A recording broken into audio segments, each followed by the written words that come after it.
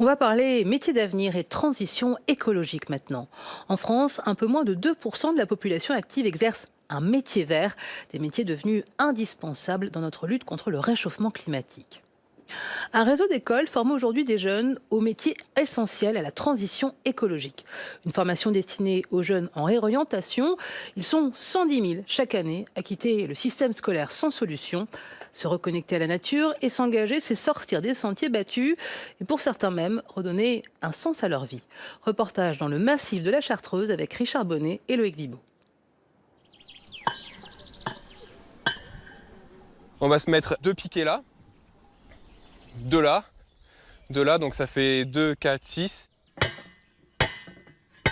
Ce chantier, c'est un chantier d'amélioration, de protection de mares existantes qui accueille une diversité assez typique des montagnes, c'est-à-dire des grenouilles rousses, des libellules d'altitude, pour qu'on garantisse la reproduction des espèces qui y sont inféodées.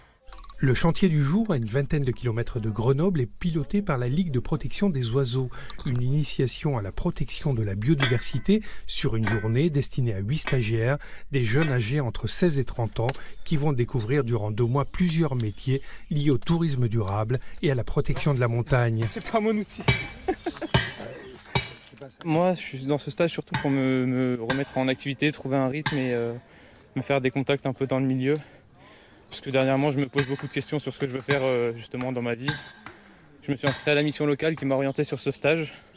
Et ça me parle beaucoup, la nature, l'environnement et tout ça. Donc c'est bien parce que ça permet de rencontrer aussi des associations.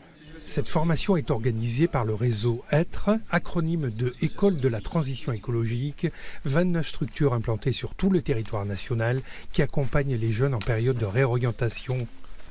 C'est un parcours qui vise quand même à l'insertion professionnelle de ces jeunes.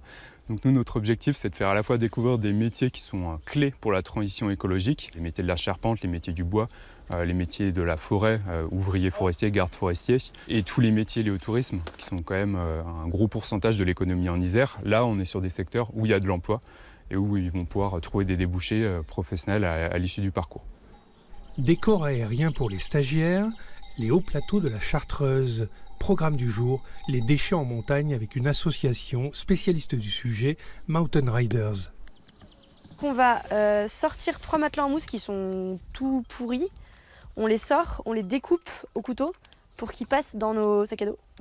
Zéphyr se prête volontiers à l'exercice. Après une formation à la gestion de l'eau, puis de sociologie et enfin d'histoire, il semble avoir trouvé sa voie.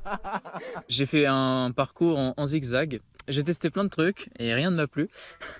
Moi, ce que j'aimerais, c'est pouvoir devenir prof d'escalade, accompagnateur en montagne aussi, et pouvoir mettre ma petite patte écolo dans ces métiers-là, quoi. Ces futurs professionnels formés à l'adaptation au changement climatique seront indispensables en montagne, territoire qui se réchauffe 2 fois plus vite que les autres écosystèmes.